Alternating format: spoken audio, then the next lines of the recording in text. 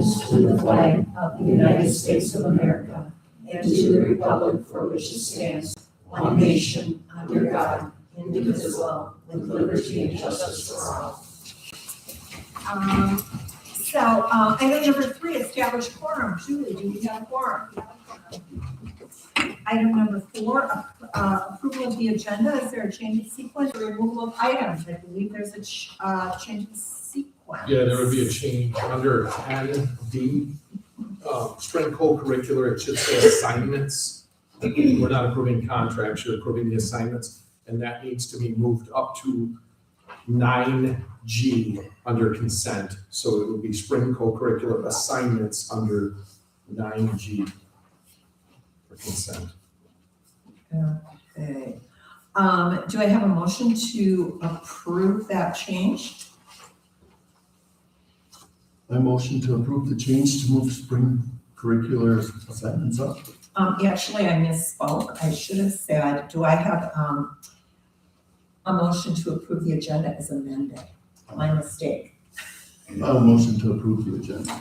As amended. Okay, is there a second? It's been moved and seconded to approve the agenda as amended. All in favor, signify by saying aye. Aye. Opposed? Motion carried. Item number 5 is the 24-25 audit presentation. Amber from Clifton Larson Allen. Welcome to Pittsville again. Good evening, everyone. Glad to be here tonight. I'm going to go through the select pages of the report like I have before, and I'll go for questions. I will say the reason there's 2 bound copies this year is due to the timing of when the federal government released the single audit guidelines that we have to follow when the district has a single audit. That wasn't released until after Thanksgiving. So in order to still meet DPI's deadline for getting the main audit done, we had to split the reports in 2. Because the district doesn't have a single audit next year, or shouldn't, because the threshold moves to $1 million for total expenditures in 1 year, the reports will be back together. But that's why there's 2 separate ones this year. I don't plan on going through the smaller one unless there's questions. That was basically truly just talk about your federal and state awards and the special testing you have to do regarding those. We didn't have any findings on those programs where we tested, so unless I needed to go into more depth on where you spent your federal money on, I wasn't necessarily going to go into that. So this would be considered a clean audit? Yep. The skill one? Yep. Okay. And even the other one is a clean audit too, but just because they break it out, it makes it a little different than normal. Okay. So in the financial statements report, the just as the table of contents is the independent auditor report. This letter hasn't changed from prior years. It's the same. We haven't had a lot of auditing standards change recently, which is kind of nice. We've had accounting rules change, but not necessarily auditing standards. So we follow regular auditing standards, governmental auditing standards, and then whenever single audit applies, we follow OMB single audit standards. What we do is a risk-based audit. We come in and we keep up to date on what DPI is sending out for various things. We know what other school districts are doing in the region, because COA as a firm, we audit over, I think, close to 100 schools statewide. So, we have a good variety of different, and small things. We have a good variety of different things that every district's facing. And we use that to read your board minutes, we talk to Pam, we talk to Jason, we talk to a variety of people, just to get a feel of what's going on during the year. And then from that, then we determine where we're gonna prioritize our testing.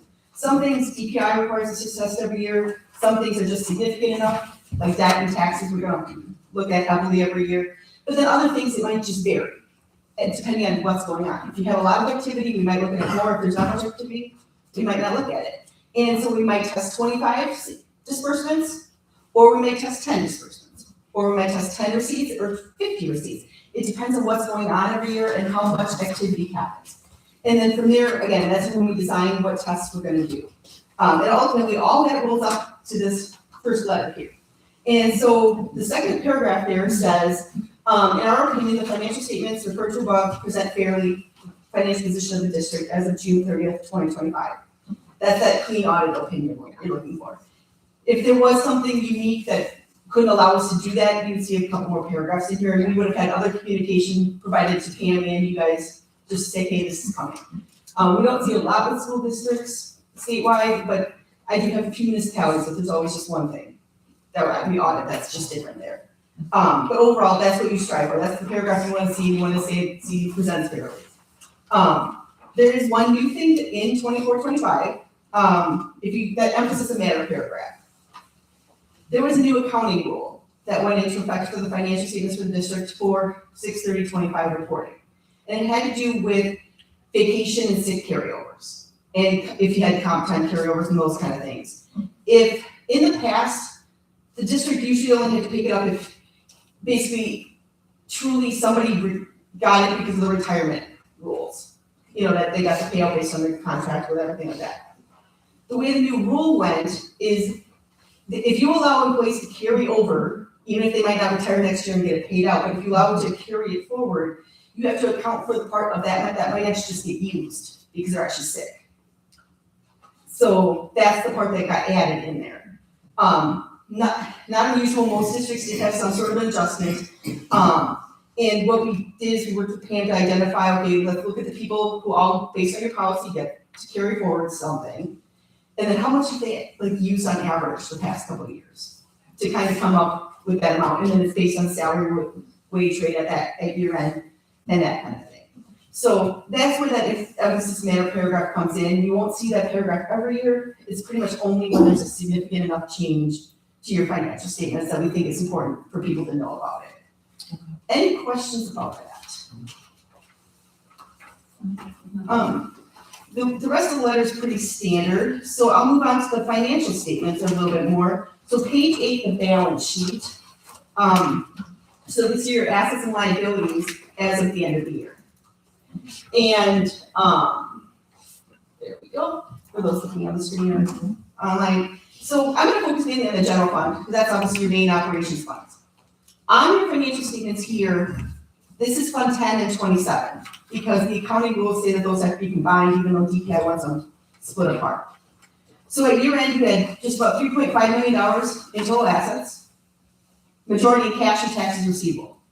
That taxes receivable is what came in August, so that's converted to cash relatively quickly. And your cash is a little higher probably than in prior years because you had some short-term debt this year. So in that liability section right there in the middle, you'll see the short-term debt of $1.3 million.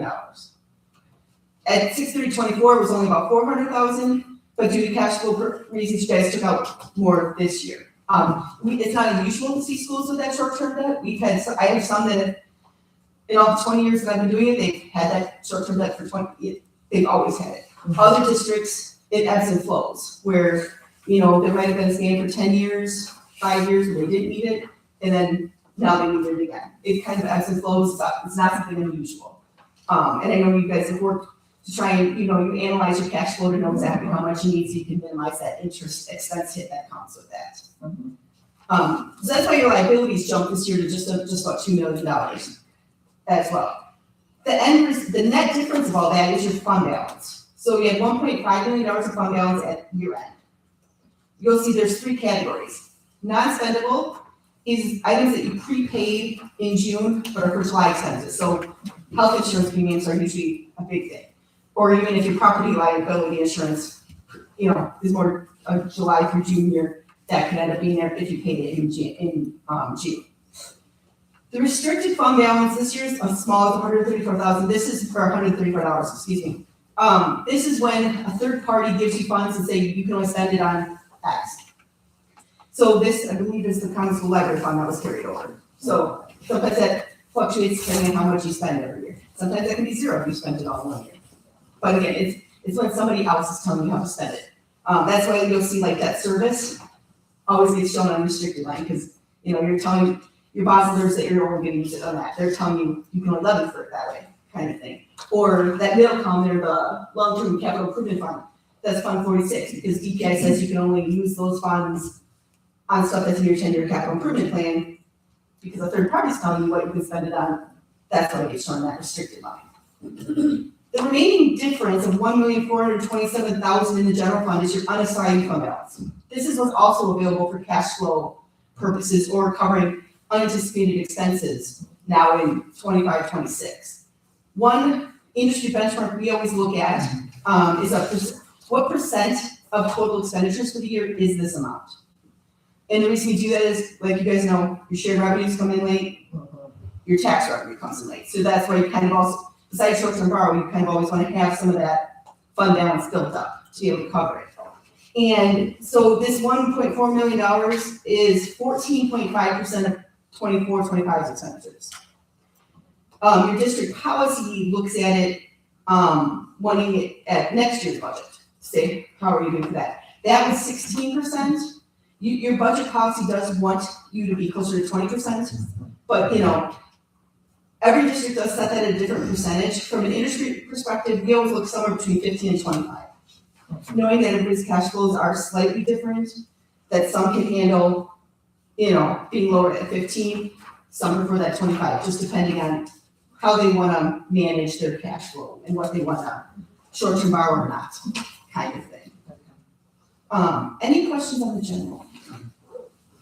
Okay. Like I said, your Fund 46 is the middle column there then, so you have $334,000 to spend for those capital projects. The other governmental funds column, that's going to be your debt service funds, your Fund 21 donations, food service, and Fund 80 community service. I will see community service does continue to have a deficit fund balance, so that's what that negative $123,000 is there. Moving then just briefly to page 10, this is your income statement. Overall, the general fund was able to add almost $200,000 to fund balance last year. That just truly comes sometimes just from budget positive variances. Sometimes interest income comes in better, so then that offsets. Sometimes expenses are just able to stay under because a project gets delayed or just comes in under. Nothing unusual stands out. Your total revenues, 10.1 or almost $10.2 million, mainly in those state aids and taxes. Pretty much consistent with most small districts. Expenditures of $9.8 million, again, mainly in instruction and support services, where we would expect to see the majority of those expenditures. And again, it grew by $199,000. Any questions on the financials? Otherwise, I'll talk about the two findings we did have for the audit. Okay, so then if we want to go all the way to the back, page 63.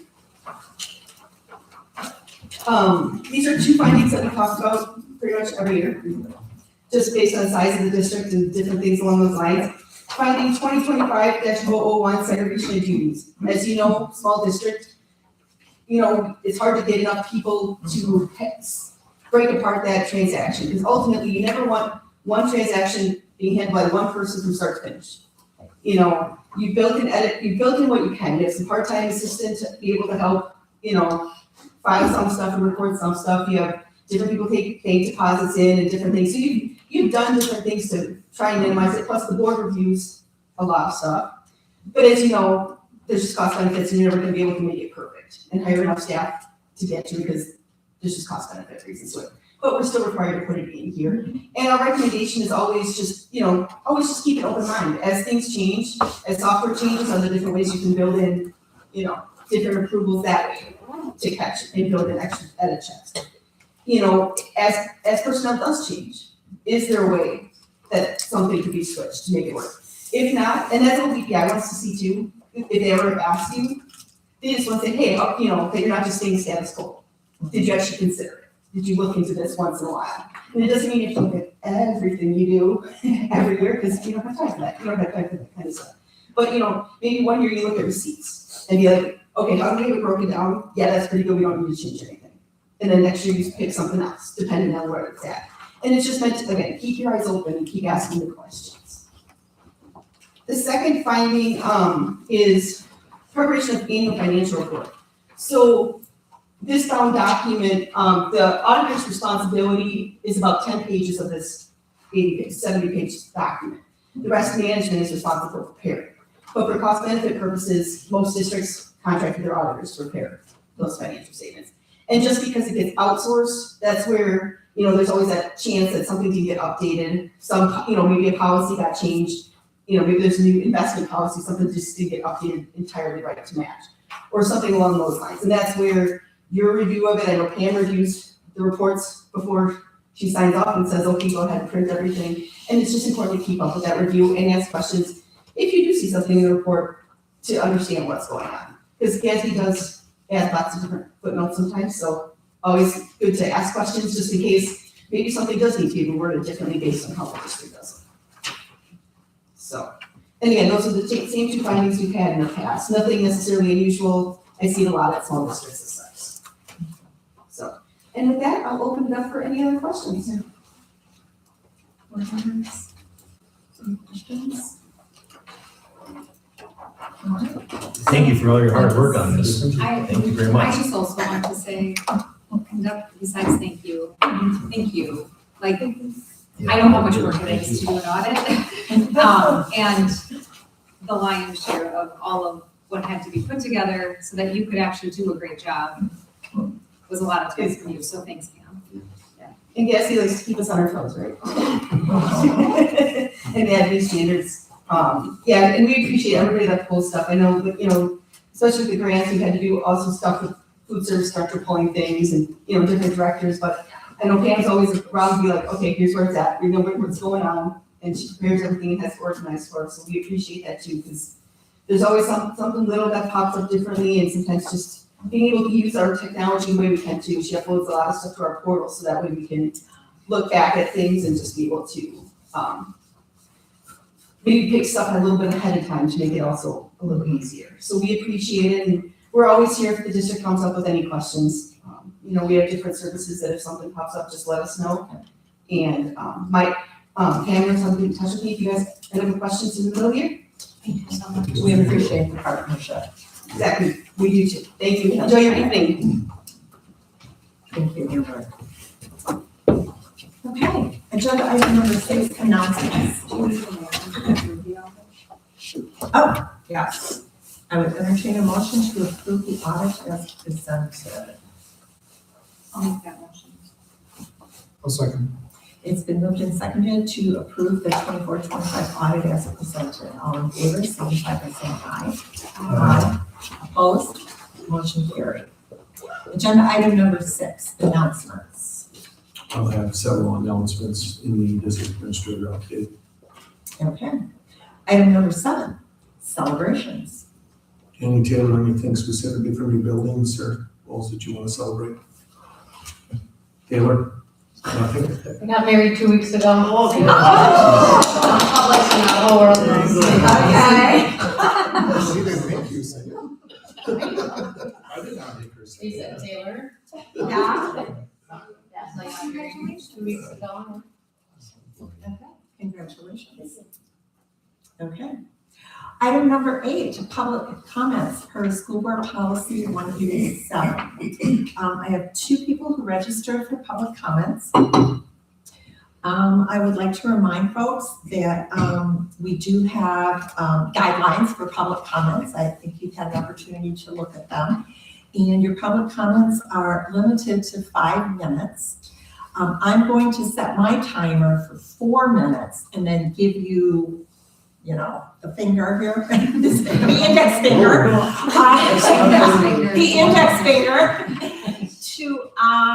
to finish and to make your final points and to wrap up. And then when the alarm rings, you're done. Okay? Okay, the first person who's registered is Pat Stanislawski. Pat, if you would please rise, state your name, where you live, and get the timer going. My name is Pat Stanislawski. I live in the town of Dexter, and you won't need your timer because I ramble, so I wrote it down so I wouldn't waste anybody's time. So thank you, Madam President and other board members. I would like to address the recent situation that involved the school district's administrator. It seems that someone posted a video that he didn't agree with and took actions that were not only not within his authority, but also in violation of our United States Constitution. Since the incident happened, the owner of the video tried to appease Mr. Knopf by changing her settings and went as far as to explain why it was posted. Instead of Mr. Knopf accepting this gesture and turning the other cheek, he called the local police not just once, but twice to tell her to remove the post. This is the very definition of bullying. It's a good thing the police officer showed more knowledge and common sense than Mr. Knopf. As if this wasn't bad enough, his explanation on the school's Facebook page was more than one-sided. It was a deflection of the truth. At no time did he accept responsibility for his egregious behavior, no reasoning behind it, no explanation, no apology. That blurb on the Facebook page was nothing more than passing blame onto someone else, backpedaling, trying to save face. I would also like to see, as his post states in writing, all the threats the district received because of this. You were wrong, Mr. Knotts, just admit it and move on. Vengeance is not yours, it belongs to the Lord. Since this incident was not an agenda item, I'm hoping that the consideration to move into closed session will be initiated and that you will address this issue. I was also very surprised that there was no mention of it in the Pittsville record. This is local news, is it not? That could have been his chance to make things right. Egregious behavior, especially one from our top leaders, should never be tolerated in any circumstance. He is supposed to know better. He is supposed to be an example. What he is not supposed to do is try to intimidate and bully any individual under any circumstance, whether on the job or not. He is not supposed to exert power over another human being, pretending that he is superior to others. Your duty as board members is to hold him accountable. Whether he was having a bad day, lapse in judgment, or anything else, he needs to be made an example of. If the students see that he gets away with this, it not only sends a powerful message to them about how they can treat each other, but how can students be held accountable for the same actions when the adults in charge get away with it? When bad behavior goes unpunished, it repeats itself. We don't need another episode of him throwing his weight around or trampling on others' constitutional rights. I'm certain that he will do the right thing. Thank you very much. Thank you for sharing your comments. Our second person who's registered for public comments is Laura Olke. Laura, again, state your name, and your address. My name is Laura Opie, and I also live in the town of Dexter on Dexterwood Road.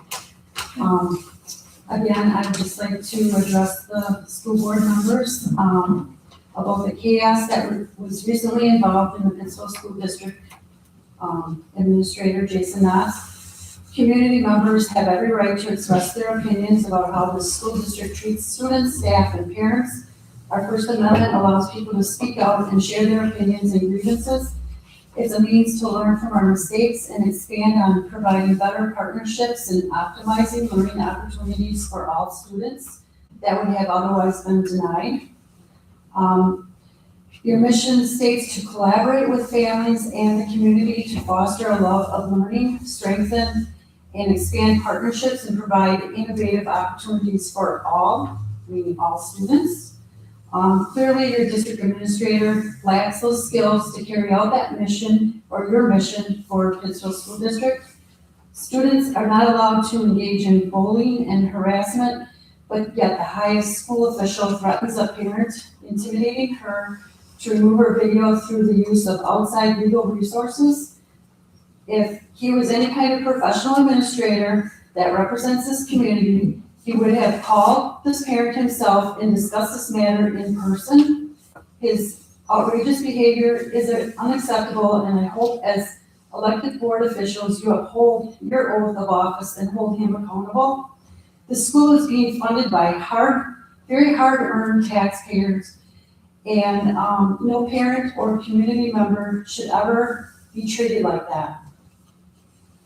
So remember, you as board members represent the community. Thank you. Thank you. Thank you for your comments. You are welcome to stay for the remainder of the meeting, except everyone leaves during closed session. Okay, let's move on to item number 9, which is the consent agenda. The consent agenda includes A, meeting notice certification, B, regular meeting minutes and closed minutes, special closed minutes of January 23rd, the financial status reports, resignations, hirings, and the spring co-curricular assignments. Are there any questions from board members about any of the items on the consent agenda? Okay, hearing none, I would entertain a motion to approve the consent agenda as presented. I'll make a motion to approve the consent agenda as presented. I'll second that motion. It's been moved and seconded to approve the consent agenda as presented. All in favor signify by saying aye. Aye. Opposed? Motion carried. Okay, we'll move on to agenda item 10, information only items. Starting with item A, the district administrator update. Board members, you should have a copy of this in your email. Mhm. And can you go to slide 3? So I'm gonna talk about, I'm not sure what. We have to click something to get that off. Oh, the thing on top. Yeah. Yeah. Thank you. Oh. Oh. Under touch.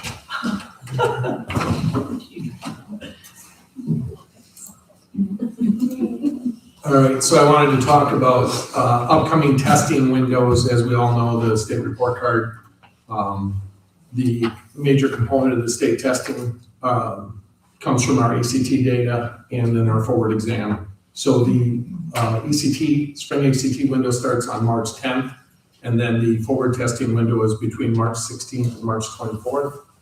So I wanted to talk more about like what preparation. Jen, go to the next slide, please. And some of this is going to be redundant because I've talked about this before. Like, well, so we're pleased that we've exceeded expectations on the report card the last 3 years. So we're continuing to show growth, but there's still work to be done. Our math growth has been exceptional. We feel that the ELA English data is going to follow suit with the new bookworms curriculum and going back to more phonics-based instruction. So we're already starting to see some of that growth. Taylor has sent you some updates relating to the bottom quartile of students, which we know plays a major role in that data. So we've continued to enhance our tier 1 and tier 2 instruction to support all students. So for those who maybe don't speak the educational vernacular, tier 1, tier 2, and tier 3 are kind of an educational thing. Tier 1 is instruction for all students. It's what we do in the classroom that benefits all students. Tier 2, there might be students who need a little bit of reteaching or maybe some grouping, that type of thing. Tier 3 would result in, these are students who need targeted interventions and extra support, okay? So we've been enhancing over the last several years our tier 1 and tier 2 instruction because that benefits all students. And the idea is we don't want to get where we have a large segment of our student population in tier 3 because number 1 is we don't have the resources to support students in that, and number 2, data would tell you that's not statistically where you should be, where you have a quarter of your students in tier 3. So by enhancing our tier 1 and tier 2, what we've done is we've gotten to the point where about 5 to 7% of our students get tier 3 supports, which is what it should be. That's a huge improvement. Yeah, we were at about 20 to 25% 4 years ago of our students were getting tier 3 supports. So focusing on support for our bottom quartile students. So your bottom quartile is any students who are in the bottom 25th percentile with the testing data, and that changes from year to year. You're always going to have a bottom quartile, right? It's always going to be the bottom quartile. That is not students with disabilities specifically. So it's your bottom quartile. Those students are monitored on the state report card that you are showing growth with your bottom quartile. So the data Taylor's been sending you is our bottom quartile students are getting those extra interventions and showing the growth that they're making. You're always kind of, once again, you're always gonna have a bottom quartile, but the idea is we level everyone out. So ensuring that we're covering appropriate grade level skills and the concepts. We don't teach to the test, but it's silly to not look at what is being tested. And that aligns with kind of as we're working on our standards, our instructional standards. So the board may recall back in December, I presented, we came from a CISA conference and they had a list of, in 4th grade, 26% of the questions are on phonemic awareness. So we shared that with staff for each grade level, including the ACT, so they're aware of, like, vocabulary is important, very important, we all know that, right? But vocabulary in and of itself is not like represented at a high degree on the testing. So we should work on vocabulary, but we're focused on those things that, these are things that we know are going to move the needle with kids. So we don't just teach the test, We take those things we know are gonna help student learning and we focus on them. So the PLCs have been working on focusing on these things on the test that we know our kids are gonna need to know to be successful. So those key concepts and ideas, what percentage of the questions. 6th through 12th grade has been running sessions during PPT and class time on test taking skills. It's important to have those, right? What we try to do is put them in the format that they're gonna take the test. There's a lot of data that indicates when kids take a test, if they're taking an English test, they should take it in their English classroom with their English teacher. If they're taking their math test, they should take it in their math. Some schools just put you in a room with a social studies teacher proctoring, but there's data that shows when you're in there with that familiar person in the room where you take that class, that it leads to higher test scores. Information on each section and then best practices for test taking. These are things that we focus on. Now, once again, this isn't taking up hours of the day. These are little things that we do when the time presents itself, the teachers are doing during class, focused on those things with kids.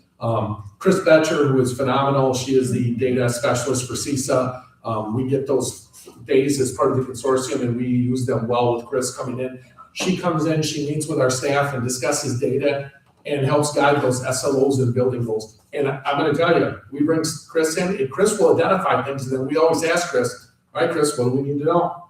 And it's not always what we want to hear. When she tells us, she'll say like, because she's kind of an intermediary with staff that they're okay with telling Chris, hey, we're not quite sure what direction we're going with this. So Chris shares that with us and then the administrators go back to the BLTs to talk about, all right, where's the disconnect? Like if they feel like, okay, we kind of get it, but what are we using this data for? How is this data going to improve what we're doing in the classroom? And then our staff, as always, we've talked about the PLCs and the importance of those. They focus on instruction, best practices, and assessment data, and they're constantly having those conversations about assessment data and what our best practice is. So I wanted to talk about these things because this is the work behind the scenes that goes on rather than just kind of coming and assuming kids are going to show a year's growth and we're going to go in and, you know, wish in a prayer for next year's test scores. So I really feel like in those data points that Taylor is sharing, and we have other ones, you'll see the AGR update. I was telling Mary Ann, we're not required a mid-year AGR upgrade, but Leslie wanted to do that just so the board could see the growth that students are showing in those areas.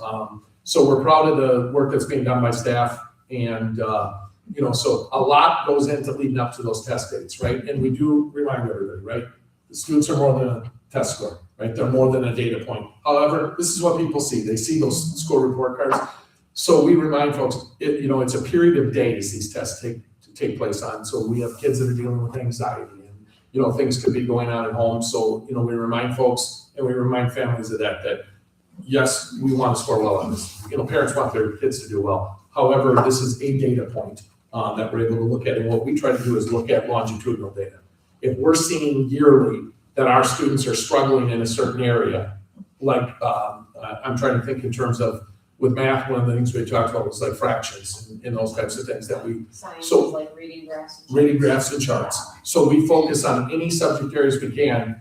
Hey, if you're in 5A class, chart pickleball scores and show the kids how to interpret those charts. So every area can focus on reading charts and graphs, not just science, to improve those scores and those skills. And then, you know, like our CT Academy, communication skills are a huge focus and employability skills. You've heard us talk about that. It's important that no matter what path kids choose when they leave here, that they have those skills that are going to help them be successful. So I just wanted to kind of talk about the work that staff are doing behind the scenes to prepare for the testing. And every year we look at different formats, you know, small group settings for the testing, making sure that, you know, kids are well rested, right? We have very little control over that, but we ask folks like, please try to schedule vacations outside of the testing window. There is a makeup window available for all the tests. If students do miss because of illness or vacation, you have a window that you can then do makeup testing for students in there. So guys, did I miss anything you want to add? I would just say for our district BLT leadership team,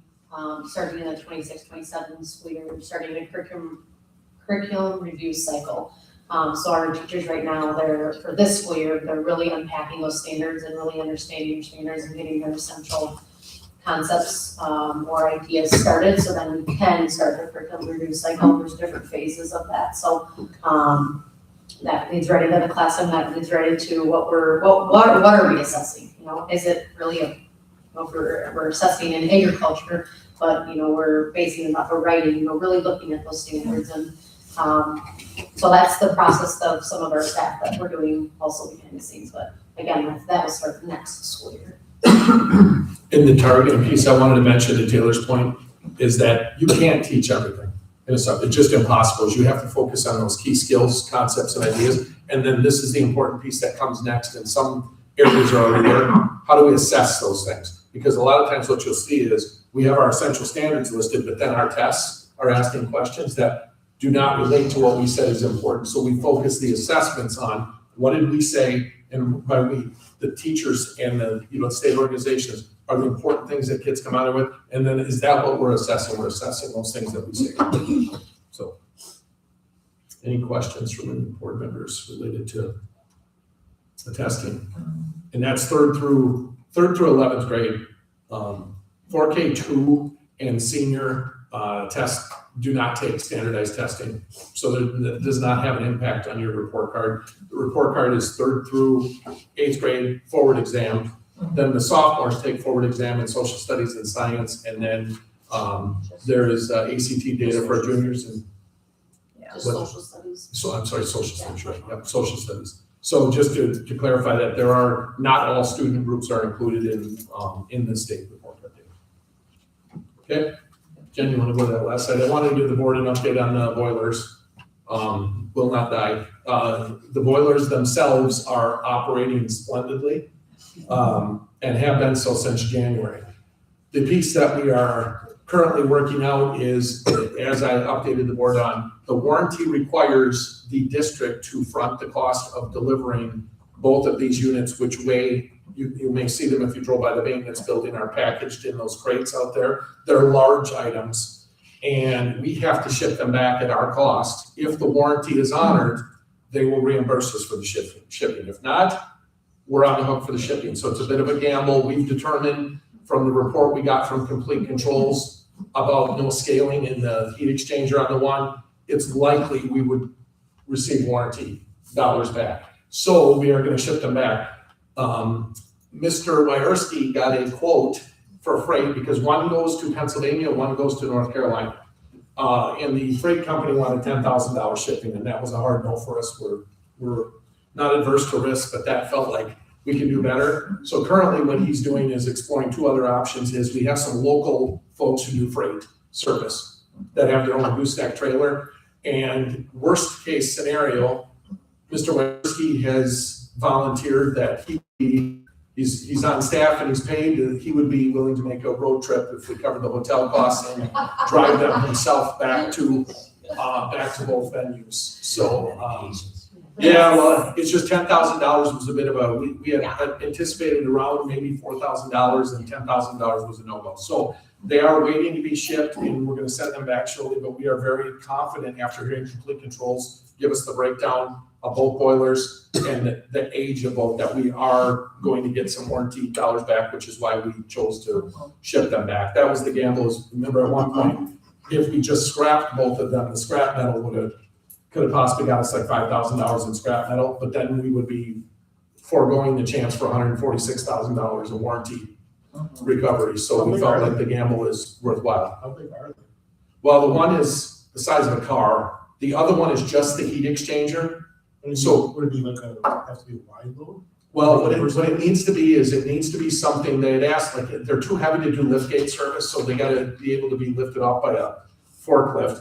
And what Eric said is you need like a gooseneck trailer, like a flatbed. Why are you volunteering your? No, I'm just thinking, I can look into it, $10,000. Yeah, oh, what am I thinking? Maybe transport.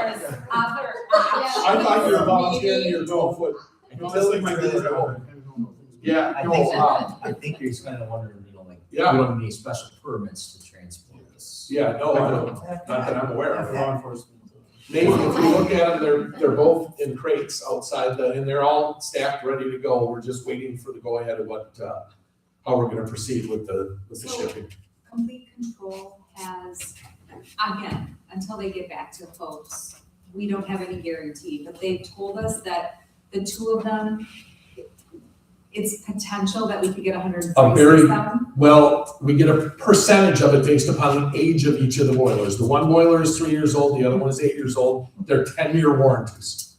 So it'll be a percentage of those. So the one that's almost 8 years old, it'll be a small portion of that potentially, Is right? that the car size or is that? the- No, that's the heat exchanger one, right? The other one, which was the more expensive of the two, Right. is only 3 years old. And the biggest thing, the one thing they told us to check on was, when they took it apart, is if there was scaling, they were told if there was scaling inside of the heat exchanger, you are not gonna get your warranty. There was no scaling on the inside of our heat exchanger. That was the feedback they gave us. So the company told them, if there's scaling, don't even send it in. There was no scaling, which was what we were hoping for, right, is no scaling. There was no signs at all of it. So they then gave us, they of course aren't going to tell us, yeah, you should do this. They gave us the reasonable estimate of, listen, it's worth it to take a shot at this to get warranty on both of the units, so. Upon arrival, did they give us any type of turnaround time for inspection or anything? No. So, but I wanted to give you an update so that we are back where we're not having to go fill tanks full of water every 8 hours up in the room, and they're running and it seems to be heating effectively, so, but now the next hope is we're gonna get warranty service, so. That's good news, and I think that, this also shows that from the standpoint of the school district and of leadership, is that we're willing to be creative to save money. And thank you, because we're all taxpayers. Any other questions or comments regarding the boilers? That's all I have. Okay, well, next, I'd like to, item B is our student representative updates, Emma and Peyton. This way I have the most updated version, we added a couple pictures on the slides. I Okay. was excited after school, so. The 10 pages. Okay. 10 pages. Maybe, I don't know. We'll see. Do they post girls' basketball pictures somewhere? Facebook. Facebook. It's well. Not find any. Pittsville. Well, I added some for you. You don't need pictures. Okay. Okay. Okay, so for the club updates, the FFA, they host the leadership development events here at Pittsville, we talked about a little bit at the last meeting, and then they said 19 showed up and it went pretty well for them. FBLA, they placed 9th out of 26 schools at the regional championship, competition last Saturday at Loyal High School, including various events, speaking events, such a weird thing to do this at. Projects across the several businesses related topics, and then Olivia Moore, Kristen Mendez, Madeline Jacobson, and Lana Ballard all qualified to go to state later this year. Science Olympia, they had a competition this Saturday in Medford, and Math League had their competition last Wednesday, and they hope to get the results back soon, and their next competition is April 1st, I believe. I forgot to add something to the FFA, when they hosted that leadership development, Olivia Moore placed 3rd in their employability skills, so she was their only competitor, in that event, so. And FFA week is coming up. It's coming up, yes, Later this month. yes. Okay. And then these are just the pictures of them and with their medals. Okay. Yeah, I'm sure you guys have seen these pictures on Facebook every month, but let's just go over it. So, every month a teacher nominates a student as a student of the month. So you see all the subjects here, and some like extra ones like panther traits. But it's I think it's a great way to just show our students like that they're doing good and a little motivation to get on Facebook once in a while. But the middle school also does it, and that's the next slide. We see that there too, so, you always got to How does the middle school nominate? Like, does every teacher pick? Same way, same with high school. That's high school. Okay, I just, Same, it's just a different. when we were in middle school, like, our homeroom teachers always like picked one of us, so I was just curious. They just followed the form. That's only like one teacher though. I really appreciate how it ties back to academics, because that's kind of what we're here for. So, And to clarify, this is not just about like who has the best grade in the class. Like often the teachers will focus on kids who have shown phenomenal growth in those areas or are really working hard. When the teachers fill out the form, they have to put why the student is nominated, which is nice. So, yeah, and each student gets a certificate. Is that published anywhere, the reason why they were nominated? I should start telling the students. Last year I clipped it to their certificate, but it lacked a little time on my end, but I can delegate those duties somewhere else. And share it with their parents or guardians. Oh, okay. Yeah. Yeah, I see you going.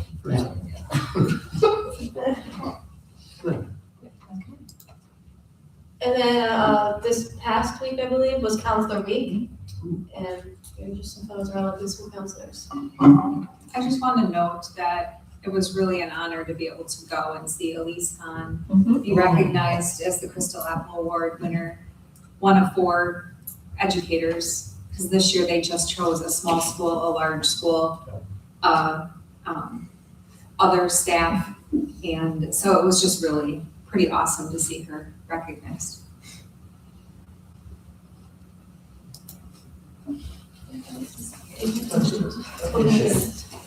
Band and choir update. So congrats to our honor musicians, their picture right here. So for band, we have Kayla on the flute, Brighton, bass clarinet, Landon on the bassoon, Ashton on the trombone, and AJ on percussion.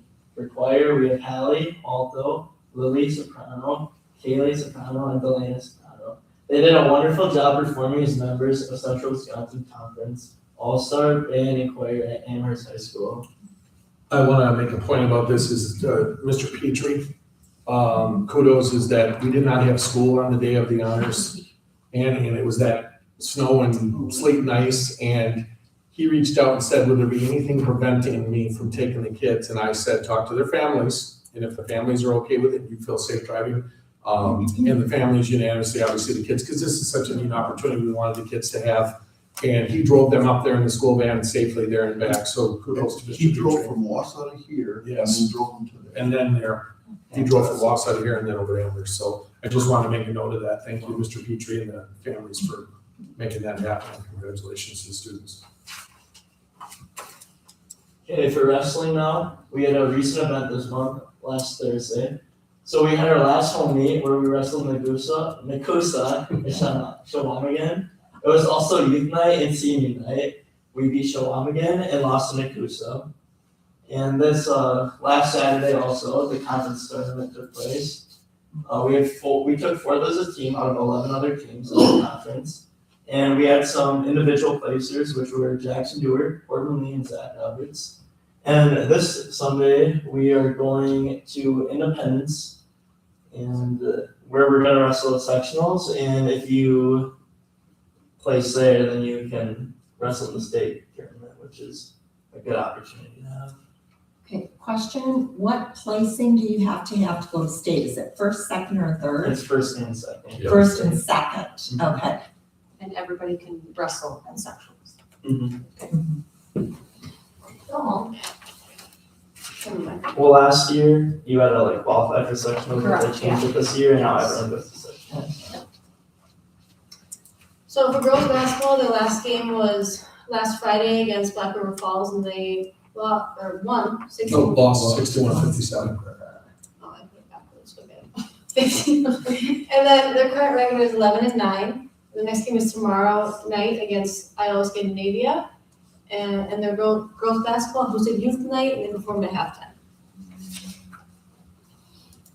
For boys basketball, last game was Thursday against Abbotsford with a tough loss of 53-85. Their current record is 5-12, and their game is tonight against Woonwalk Center. Girls basketball hosted youth night, and Oh, they it's supposed to say performed boys at halftime. basketball. Dang it. Boys Boys basketball hosted youth night, and they performed at Sorry. halftime. Same thing. No, it's not.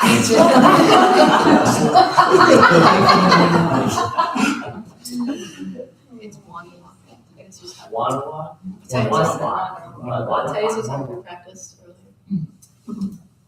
Oh. Okay, so the dance team, they hosted the dance clinic, giving students the opportunity to perform at halftime during our basketball games, which I will say, when I was in elementary school, the prom team was much bigger, but I still think they did a fantastic job of putting it on and giving all the kids the same opportunity that I had. So yeah, nice job. Thank you. Thank you. Thank you.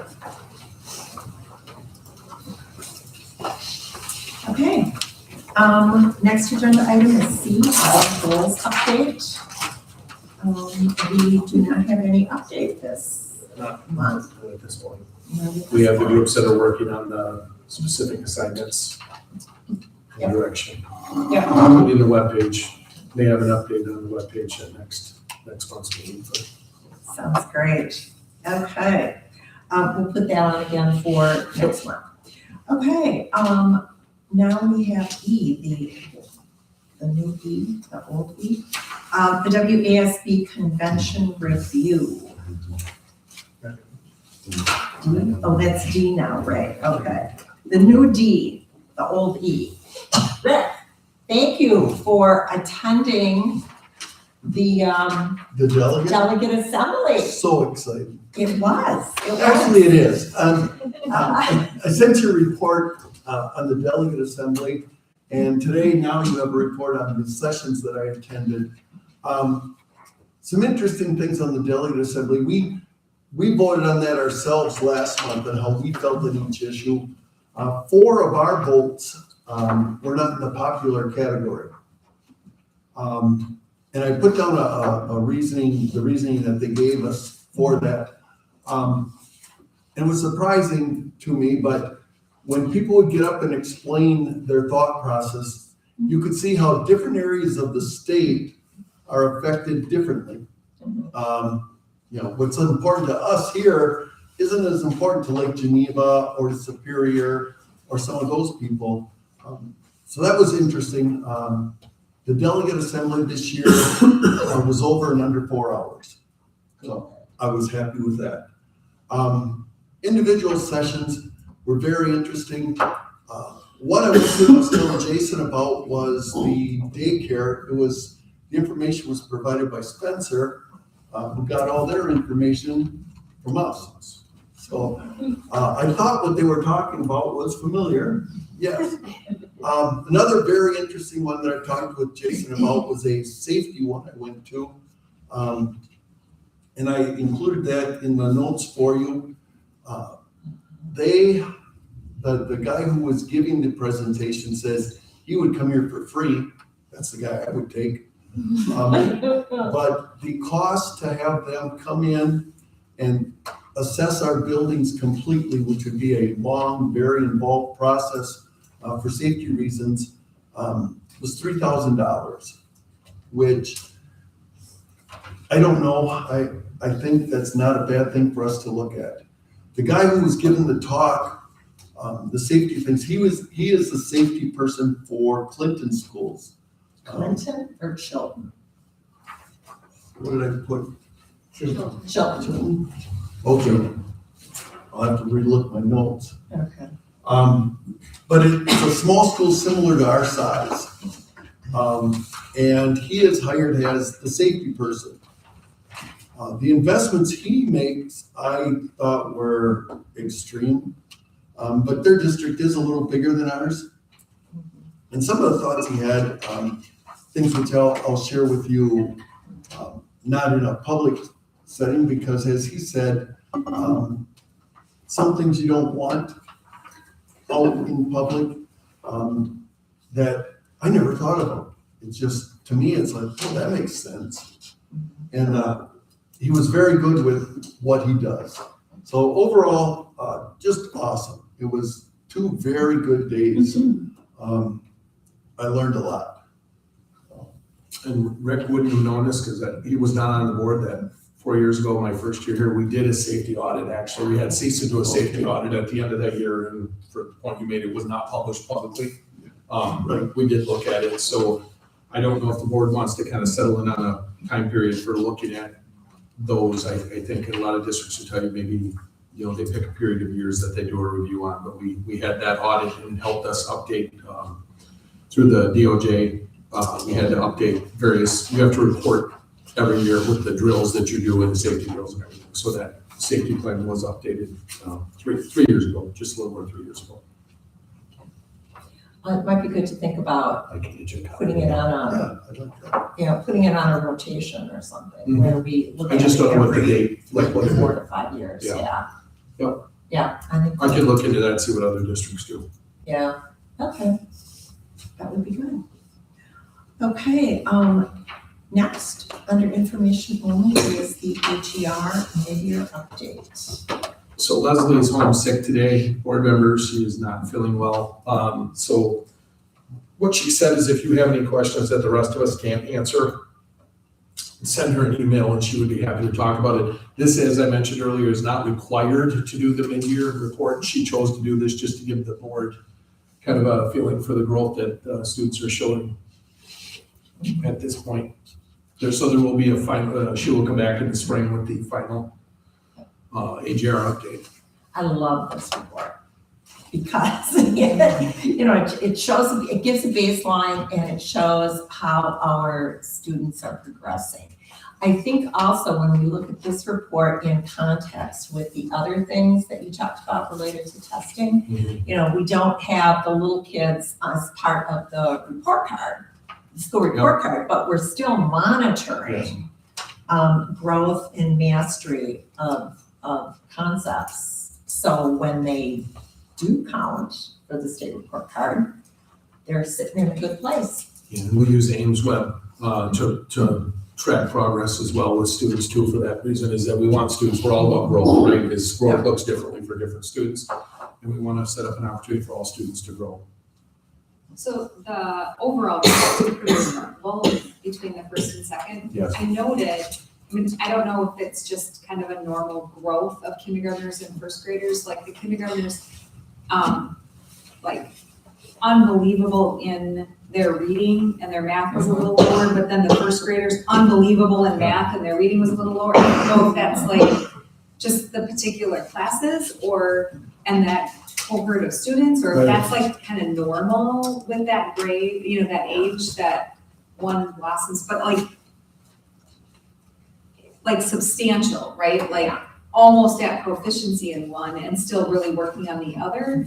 So I don't know if that was like targeted and then you saw it, or if that's just. Well, that would be a question that would be one for Leslie, Yeah. just because I didn't dig that deep into it. But, you know, a point I'll make is when we made the decision as a district to go to all-day 4K 3 years ago, we had talked about, it's not like we were going to all-day 4K to turn it into Harvard Light. It was that play-based learning, enrichment, and that we felt like we would see where these kids were showing more growth in kindergarten and in first grade because they were coming in with more of a foundation. You know, there are students who are going to get that at home, but there are a lot of students that aren't, and having them in, you know, those families that choose that we felt like we would start to see this. And you know, we're biased. We talk about, boy, we have good staff here. I mean, these are really, Yeah. because you've shown us these year after year. Yeah. And there's a substantial difference. Yeah. This year at mid-year than what it was in the past few years. So it's, and then my other question, which I'll send it to Leslie, is, so there's also a few areas that you've already hit 100%. Yeah. So what does that mean? Does that just mean 100% of where you expect it to be now? I don't think so. It's like 100% of where you expect at the end of the year. That is correct. Then the question becomes, so it looks like there's extra credit that might, like there's like You some. can revise these AGR goals for that reason, exactly, is that you can do a revision. So my assumption would be, and I don't want to speak for Leslie, is that those teachers would be looking at enhancements in that area. Yeah, I mean, which is an amazing problem to have, right? Yeah. I will speak just from the reading and math, just because that's what our focus is on in the middle school and the high school. Our English teachers will say that the lowest scores they see are in the January test dates. There's no rhyme or reason, but collectively, like, you know, we go to Thanksgiving break and then we go to Christmas break and then we come back and we have a week of school and then we test. They will collectively say that the growth from fall to spring is much better, or you'll see more growth versus fall to winter. So just something to note And there's some of the highest correct reading scores we've seen. Sure. Like, Yeah. I mean, Sure. it's noticeably. Sure. So I guess what Taylor's probably Substantially setting you up for is maybe lower, is that what we could see, because they're so high in the winter, and that's the way this looks when you look at a growth chart for these test points, is if you look at it over a period of 3 years, you'll draw a trend line through there. And what you want to see is, you may have some dips, but you want to see that line going like this, right, for students. So those points, if you see a drop, one of my students, and she'll probably kill me because this is televised, I'm not gonna say, one of my own children came home with her Ames web score and she dropped in 2 areas. And the conversation was, what's going on? Like, you dropped in those 2 areas, but to Taylor's point, come back from Christmas break, I don't know the reason, but I have no doubt that, those will be back up by the spring. Any other comments or questions about the PGI report?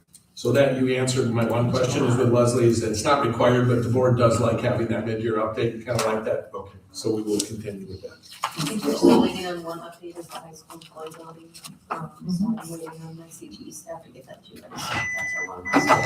So giving, okay,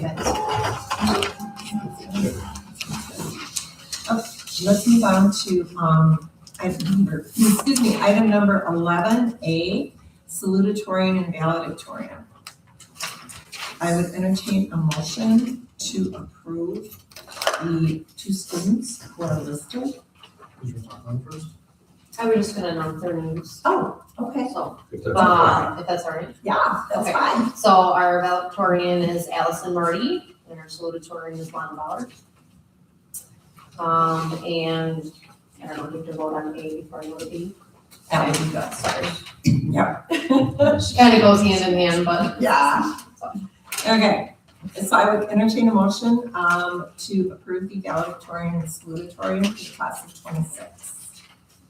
I'll make a motion to approve Allison Marty as valedictorian and Lana Ballard as salutatorian for the class of 2026. Is there a second? I'll second it.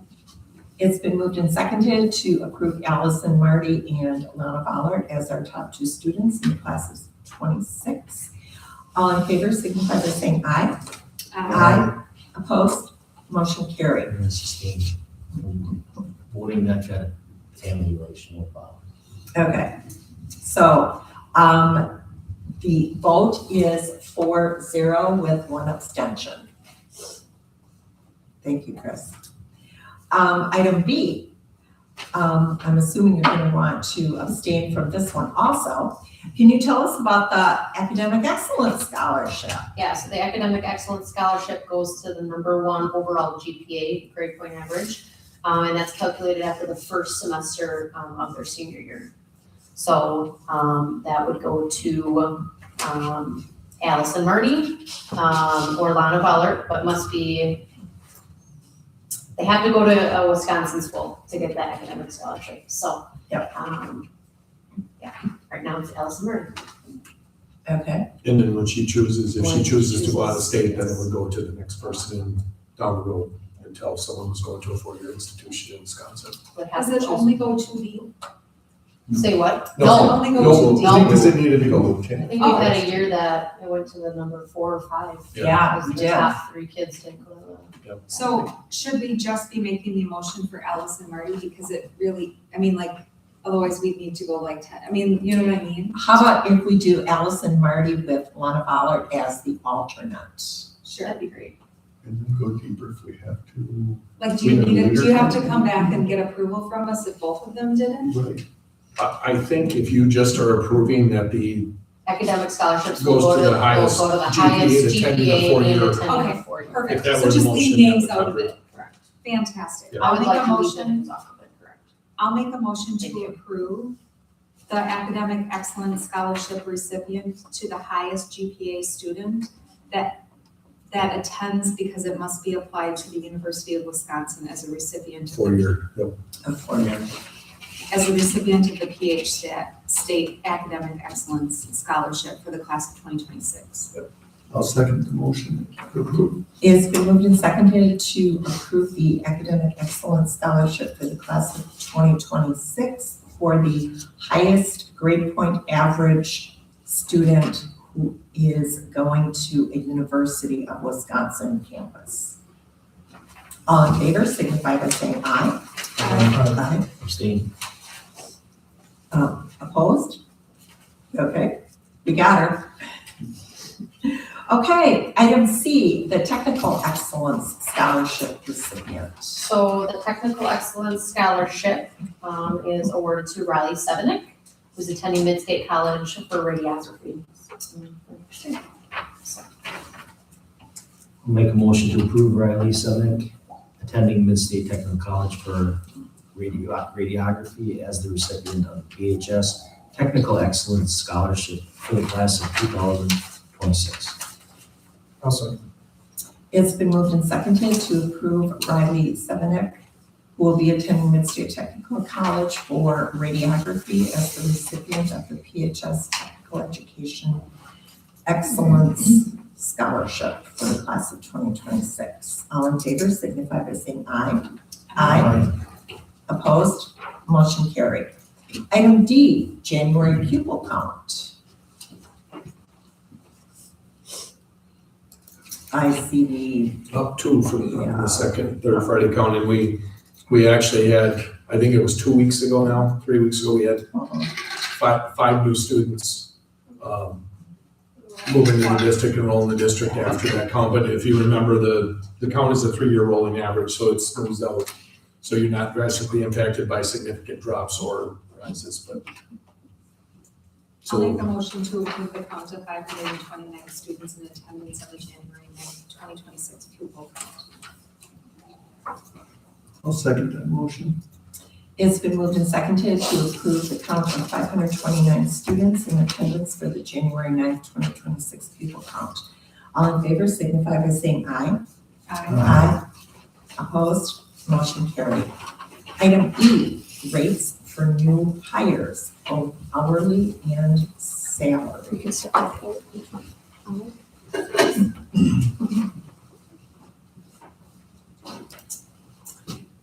Okay, so these are numbers calculated based off of CPI. The CPI for 2026 contracts is 2.63%. So these dollar amounts in this first column is what was approved previously and showed in our handbook. So this is the starting wage on a sliding years of experience scale.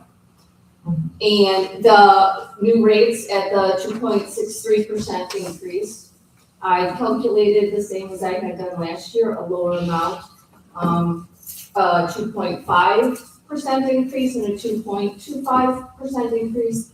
The reason for a reduction in the rate is a new hire from last year started at $14.45, and if we jump a brand new person next year with 0 experience up to $6, they'd be making the same wage as someone that has a year experience. So we historically have started the wage just a little bit under CPI so that our person with year experience gets a higher increase in pay. As you can see, there's pennies difference between the two. So Jason and I discussed it and decided to show both the 2.5% rate increase along with the 2.25% increase beside the CPI, so that the board could make their decision, which, again, that's just someone coming in with 0 years of experience into the district. And then from there, it'll get assigned to the years of experience scale. that's a sticking point often with hourly staff, when you have a brand new person comes in and making the same as someone who's been here, so it's kind of a technicality to be able to, and it's not much, 5 cents, for the instructional assistants, it's a difference of 5 cents or 2 cents, but it matters.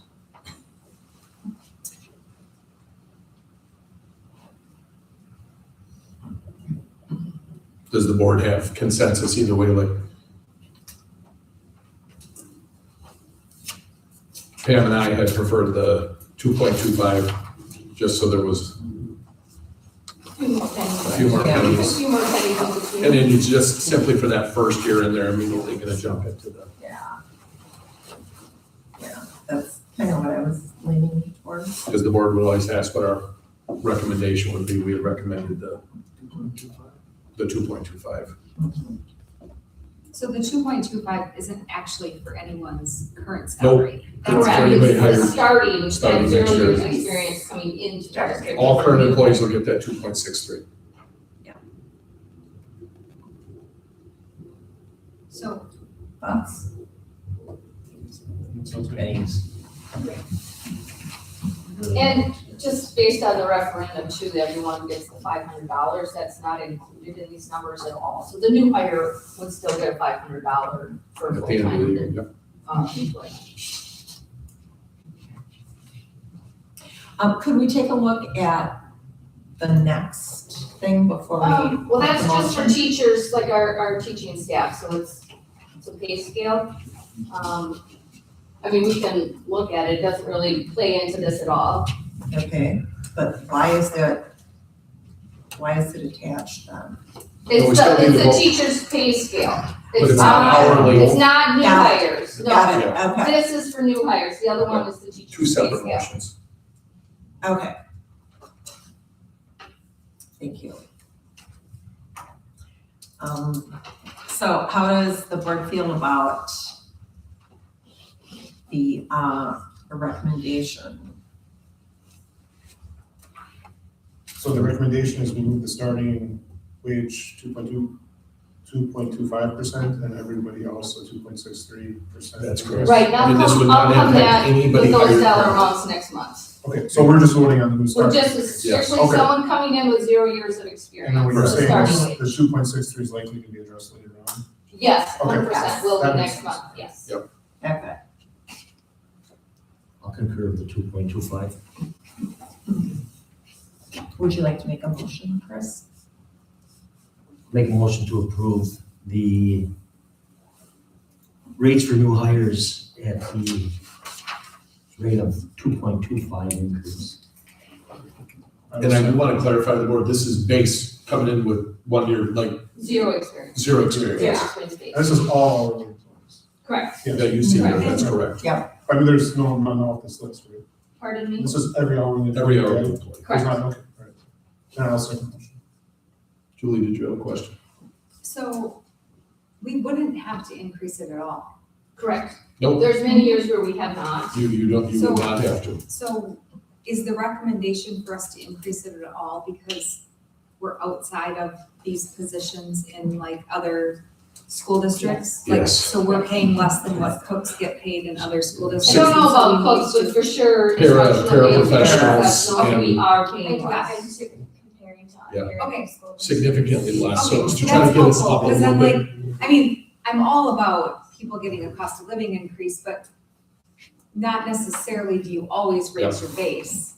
Yep. But, Correct, correct, not always. And there's been many years where the district hasn't. right, okay. Thank you.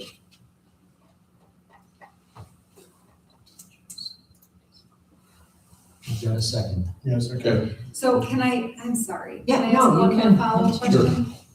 So that's fine, but when you answered the question, you said paras needed. Maybe cooks don't. Like, did we look at these position by position that? yeah, I would say we're in the bottom third when comparing to local with all of our hourly positions, like, and I know this only because two of them, the paras, Danny gives me I updates. spoke up to the parents because that's within my wheelhouse, the rest of it. In the custodial folks, the one thing I would tell you, as far as like our teachers, our PCC teachers in the childcare center, I'm not sure. I would say that our childcare teachers are probably at or above Okay, what, like you're Yeah. going to get the YMCA or someplace, just because we've had people apply to those places and they're making like $9 an hour, some of them. the two biggest So I ones know are we're the higher. instructional assistant and the custodial, where we're in the bottom portion. Is that what you're asking? To maybe Yeah. just look at putting a little extra into those areas? Well, again,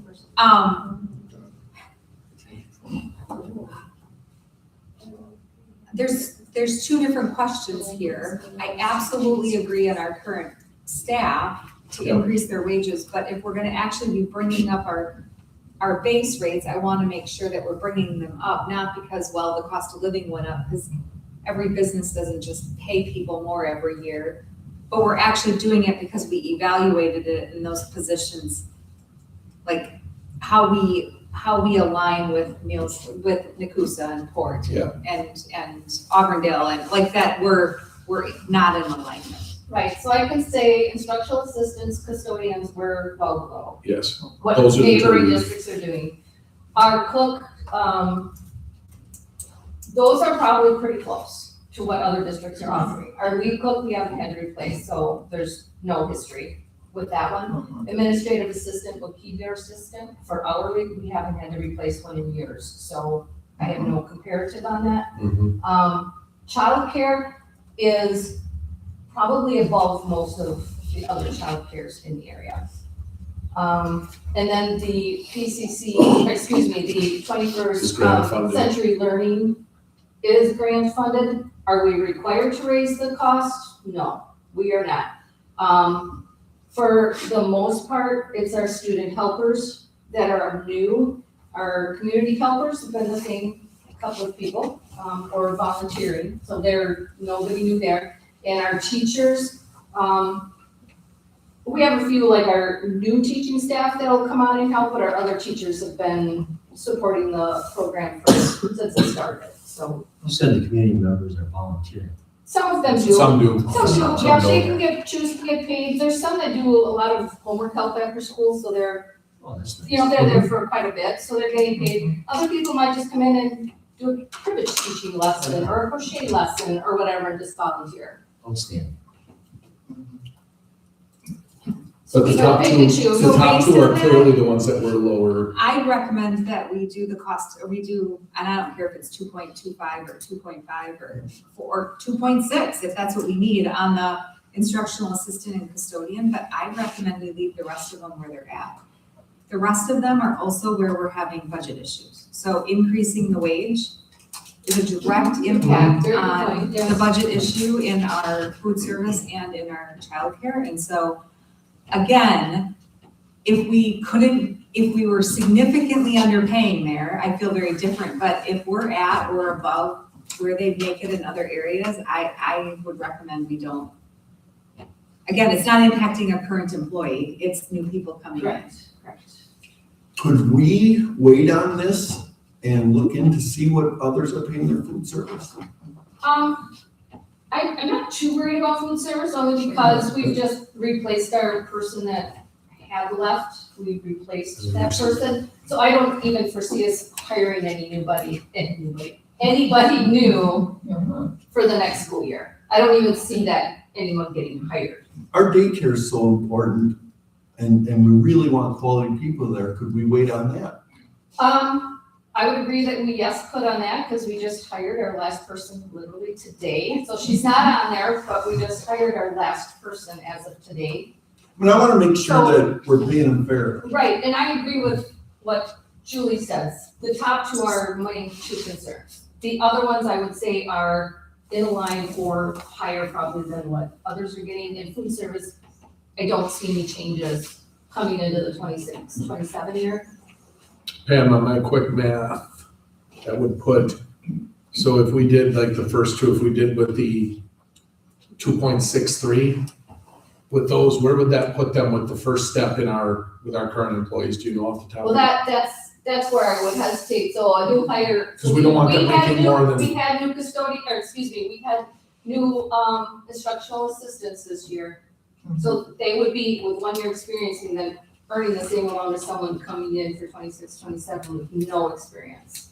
So that's kind of where I hesitate to jump to that. I mean, the board certainly can, but then that person with 1 full year of experience is not getting any more pay than someone coming brand new. And none of this is gonna cost us more money than we're spending now, because if No. we're hiring somebody new, they're replacing somebody at a lower rate than someone that was making it. This is just. Right. about their- Or they could be This is replacing about us someone being able making to- a lot more, Yeah, 20 about years to- experience, it's way high on the Very scale. good. Right, so we could be like looking to staff up, and everything on childcare comes on Fund H too, right? It's different, like the pay for their employees comes on Fund H. Yes, it's all on you. Okay, so it's different things. And same with PCFC, the fitness center, that all comes from Fund 80. Those are all Fund 80. These 3 lines here, all Fund 80, or excuse me, 4 lines are all Fund 80. I mean, does it matter if we wait? I mean, or what? Not at all, it's just we're gearing up hiring people for Yeah, we have 26, time, 27, so we hired one of our, a new custodian not that long ago, so like a week ago. Yeah. To replace somebody that had left, and, I mean, there were no issues with the pay with that person. Yeah, sometimes I feel like, we don't wanna like be the place that pays, custodian 80% more than we need to. Mhm. Either. We can get back data. Right, but like, so I look at like the childcare, it's coming out of Fund 80, so it's not gonna cost us any more money out of our budget. It's just a matter of if we run ahead of deficit, the bigger deficit. The deficit would have to come from. But it actually generates revenue of some kind, so you want to make sure you're hiring good people. Correct. Right, and I mean, a custodian could probably go work at Menards or Home Depot, starting out at $16, $17. Oh, yeah. Right. Mhm. You know, a lot of times our benefits are what is intriguing to the. Right, our benefits are folks. pulling people in, for sure. So, going back to Rick's question, what I think I heard you say, Pam, is this decision does not need to be made tonight. It would not 100% have to be made tonight, but we are starting to ramp up hiring for 26, 27. So what we would offer them would be lower than, Okay. you know, it If would we be have low. before the next board. Right, if it wasn't decided by the next board. Okay, and currently, are we recruiting for any custodians or any instructional assistants? Neither one that I'm aware of at this moment. No. How about any of those other positions? No. Actually, no, we just hired our last childcare person. Student helpers, we're always hiring for the CCLC depending on their sports rotation. But we're fully staffed at all their only positions right now. unless we Everything have else is fully resignation or termination. Okay. So how do board members feel about holding off until next month? We get some comparative data for all those Rescind my groups. motion You can rescind your, I think you can rescind the motion. after discussion. Or do you still have to vote on it? We'll just rescind it. Yeah, I'll just rescind my motion. Yeah. Put it off. Okay. And this will be on next month's agenda. Mhm. Right. And if, in the meantime, prior to next month's meeting, if you can email any We will. data to the board members, that would be really helpful. We have some of this already for some of the groups, so we'll just have to dig. Right, we have some. Like childcare, I actually know we have that somewhere. Through CISA, they have, through our CISA 5, and we've got. Yeah, because we were looking at the deficit last year, we were looking at those numbers, we'll pull it up and get updated. Okay, So, then, Jen, let's go on to the let's go on salary. to the pay scale. Okay, so if you remember last year, we had two different pay scales, the new hires and the current employees, because we had stopped using the pay scale for like 4 years because we were doing big CPI adjustments. Mhm. So, last year, we got all of our current staff onto the pay scale. All of our new staff, based on the new hire, were basically on the same pay scale, maybe off by a few dollars is all. So everybody, a new hire and our current, will all be back on pay scale this year. So the columns in blue for each of the 3 lanes were where we were for the 25-26 base. Everything in black. Oh, why do I have 27, 28? This should be 26, Okay. my formula must not work, or so this is 26, 27. Okay. So the way it works is everybody moves up 1 step, Yep. and that 1 step is 2.63% higher than the year before. So the 25 to the 26 step is 2.63% for every step. The step increase itself, so if you're looking at the difference between 0 experience and 1 year experience, is 2.61%. So they're as close as basically they can mathematically get. So this would then give all staff, the 2.63% raise, all professional staff, plus their 500 they would get for full-time employment. That's not considered in this at all. So then, in reality, this pay scale could stay for multiple years, like it did initially when we started the salary pay scale. Or it can get adjusted, so if CPI jumped to 4% next year, we could modify this if we wanted to, or if it went down to 0.12%, like it was many years ago, we could decide that we were gonna leave it at 2.63. Okay.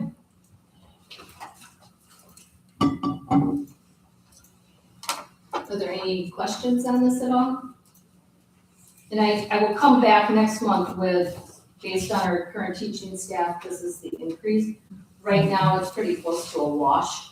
based on what we know for an increase. I mean, when I say pretty close to a wash, I mean like a couple percent, 1.5% is all that will the increase will be. Do you know where the status of the, proposed legislation is in regards to minimum salary? Is it gaining any traction do you know? I don't know. Okay.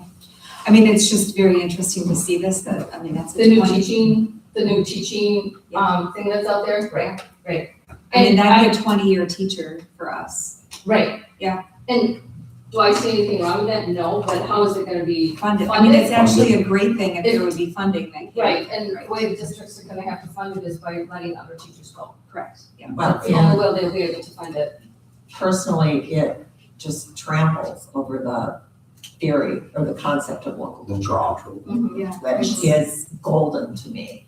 And I mean, right now in districts, there's a local district that I will not name that their base salary is 50,000 for starting teachers. That's the high end. That's in the our high end, but I'm C5. saying. And the low end is 40,000. Yeah. So, So I mean, we're districts still right now choose below. what they yeah. can afford to do. Okay. Yeah. Thanks for sharing. Yeah.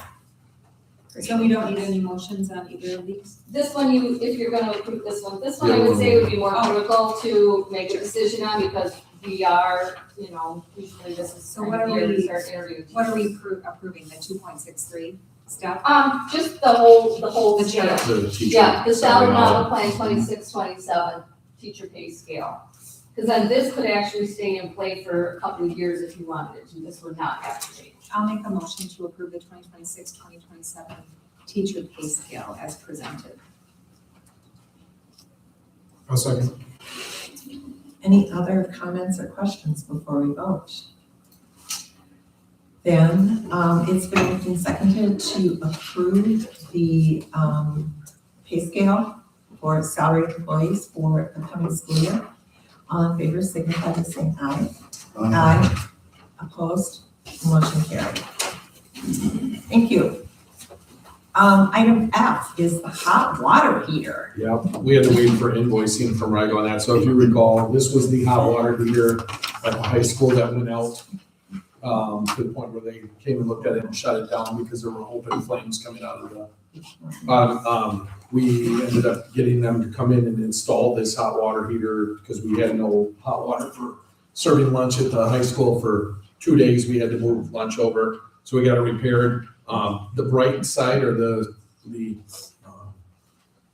and a little thing that came out of this is Eric and Dan Merritt were able to take parts from this hot water heater and repair a mostly new hot water heater that was like sitting in storage, so that we now have a functioning hot water heater, which was supposed to be hooked up in redundancy, and that system is going to get hooked up. So they pulled the parts off before Rivals took this and scrapped it, and it completed that other hot water heater. They've also been able to repair a hot water heater up in the boiler room where the boilers failed. That is supposed to be, many of our systems are set up with 2 hot water heaters running in parallel, so that if one hot water heater goes down, we can switch over to the other one. The one that's down in by the elementary school, if our hot water heater went down there, we would not be able to have any hot water for the entire middle school, elementary school, or intermediate wing in the kitchen down there. So the bright side is we did take parts off of the old one. So now we effectively have all of our hot water heaters are in good shape right now and functioning. We do need a motion. So I'll make a motion to approve the hot water heater that was replaced due to a fire hazard on an emergency approval. I'll second that motion. It's been moved and seconded to approve the purchase of the hot water heater that was an emergency approval for immediate replacement. I think I said that right. All in favor, signify by saying aye. Aye. Opposed? Motion carried.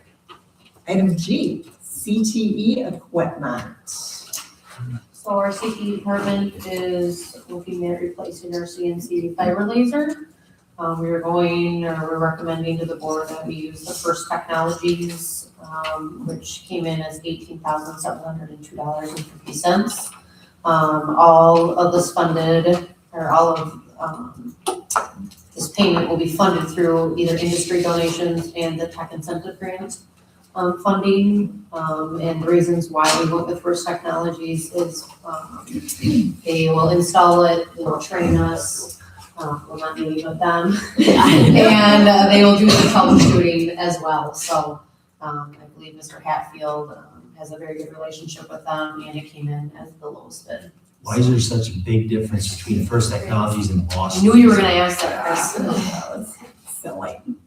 I have no idea. It's probably the difference between like a Ford Explorer and Mercedes or something. Yeah. Yeah. It can't be an apple to apple. This one's out of Florida and the other one's out of Colorado, I don't know. Maybe it's gold, I don't know. Yeah. Maybe they just figured to get a lot of money and wanted to fleece us or something, so.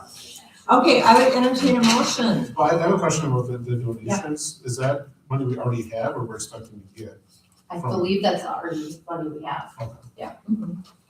Yeah, they have the money ready to go. So that is the lowest of the three bids. It is. Yep. Yes. Okay, is there a motion? I'll make a motion to approve the purchase of a CNC fiber laser equipment. I'll second. It's been moved and seconded to approve the purchase of the CNC fiber laser equipment. All in favor signify by saying aye. Aye. Opposed? Motion carried. H, the spring school board election. We need to appoint the board of canvassers. A motion is not needed, but Julie, would you tell us who you are going to appoint?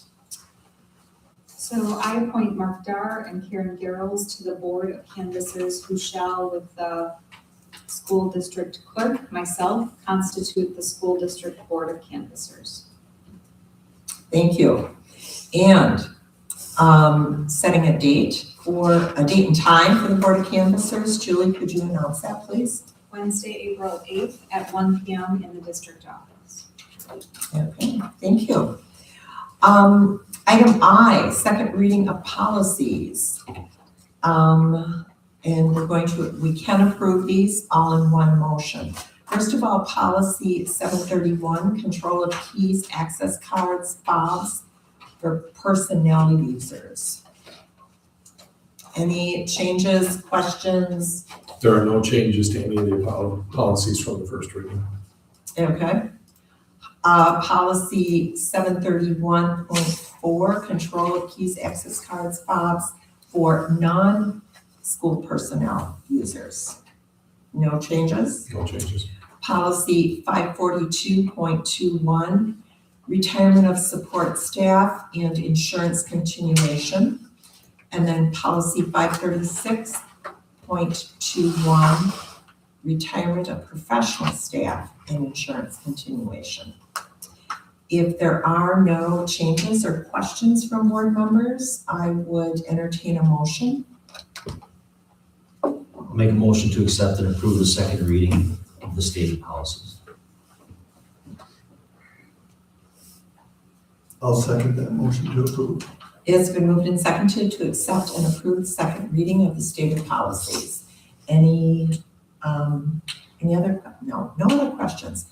All in favor signify by saying aye. Aye. Aye. Opposed? Motion carried. Okay, we are now to agenda item 12, which is legislative updates. Well, the legislature in Wisconsin is coming to a close. One of the big issues that has been identified statewide, and WASB is sending out information on this, asking members to contact legislators, is full funding of what was in the state budget for special education funding.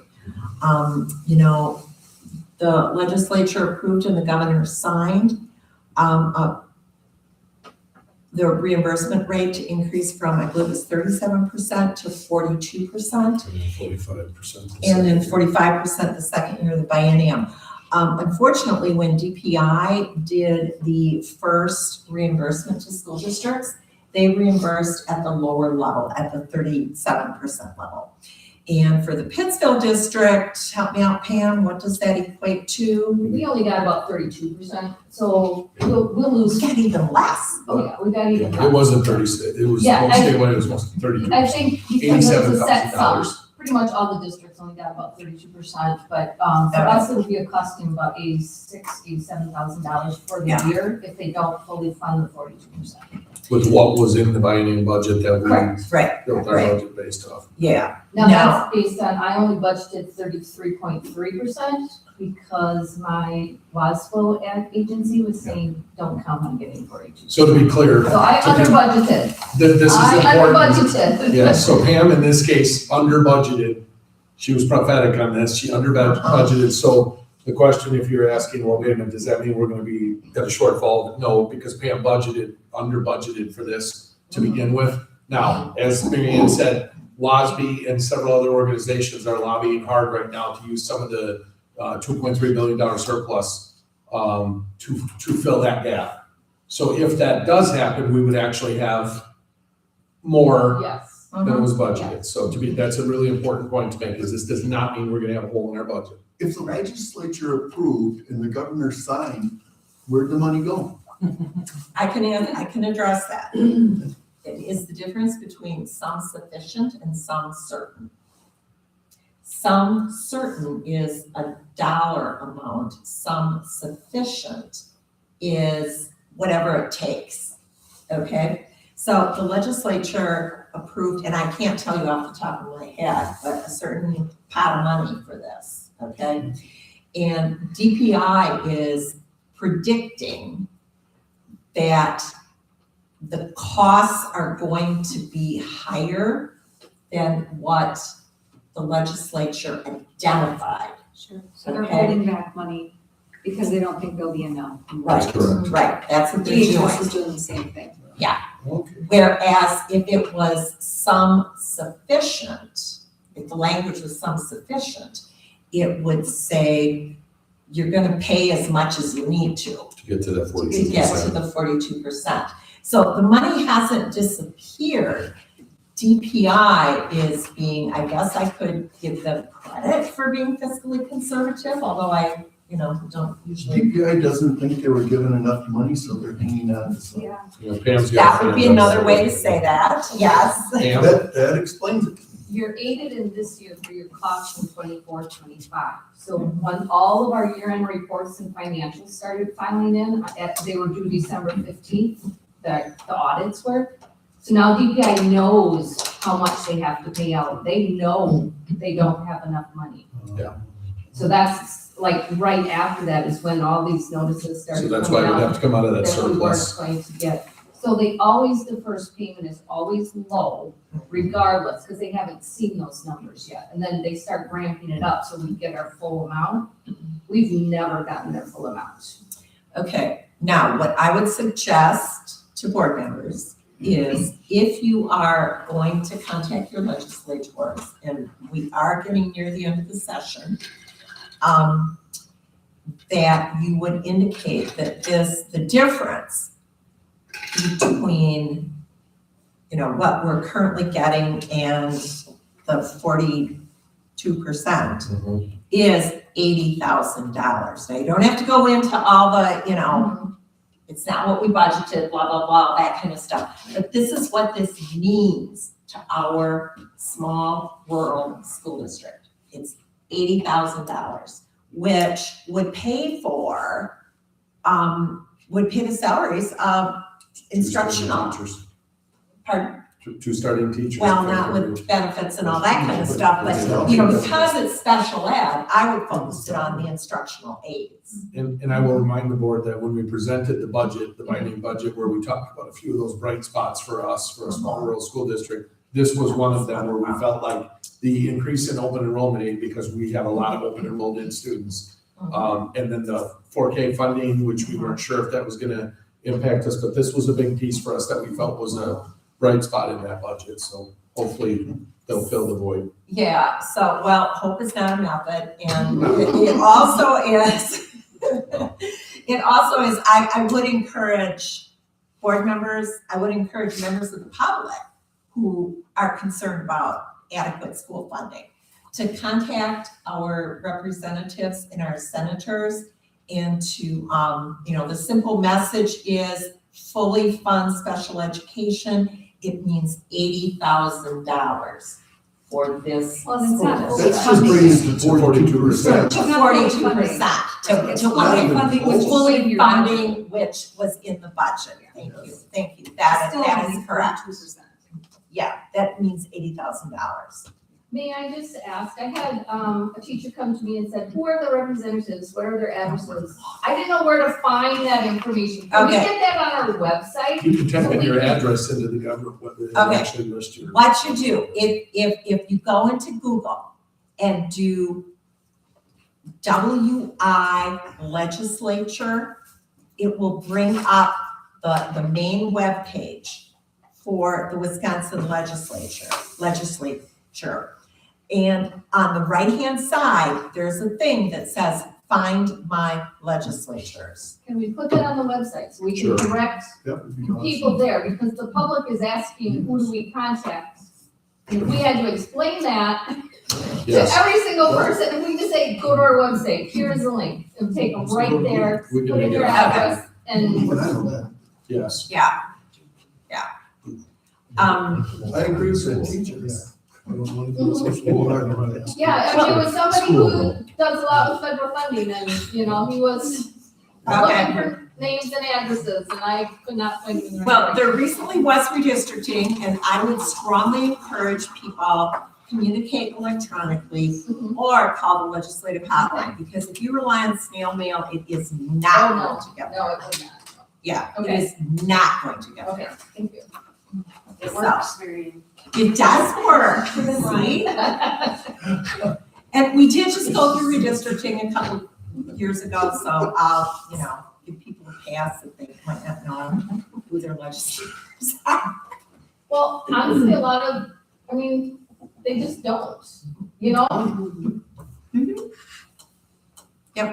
Yep, well, there's everything you need to know on that website. Well, in my defense, I'm not from the city of Pittsville. I don't know who your legislators are, I know who mine are. Well, the interesting thing is that the Pittsville School District is in various Senate districts. Yes, Yeah, it's split between two Senate districts, thus there are two different representatives Yes, also. So it does get complicated, so. Anything else anyone else wants to say about legislation? That's a big one. That's a big one. So, okay, item number 13. Again, we have public comments per school board policy 187. Are there any additional people that have registered for public comments, Jen? No. Okay. So, item 14, future agenda items. Staff retirements, administrative contract review, start college now for fall semester, early college credit for fall semester, approve summer school courses and teachers, and the district calendar. The Is there district calendar anything will be coming else? up next month. We'll be bringing the proposal next month. Great. Any other things that board members would like to see as a future agenda item? The thing that's coming up with the salaries. Yes, yes. yes. The Hourly CPA employee. increases I would have. The hourly employees, okay. Okay, that sounds good. Okay, then, item 15 is closed session. The board will consider moving into closed session. A, per Wisconsin statute 19.85, paren 1, paren G, to confer with legal counsel for governmental body whose rendering oral or written Take advice. cookies with you if you want. Thank you. Remember for the public too. Pardon me? Take cookies, drinks. But for the public. And the strawberry thing is amazing. I heard it. It is amazing. It's sweet, but it's amazing. And then the second reason to move into closed session is per Wisconsin statute 19.85, paren 1, paren C, to consider employment, promotion, compensation, or performance evaluations data of any public employee. I would entertain a motion to move into closed session. Please call the roll. I'll make a motion. Move into closed session. I'll second it. Yes. Chris, Yes. Mary Ann, Yes. Rick, Yes. Julie, yes. Okay, we are all in favor? Well, we all did that, okay. We are now in closed session. Thank you. Congratulations.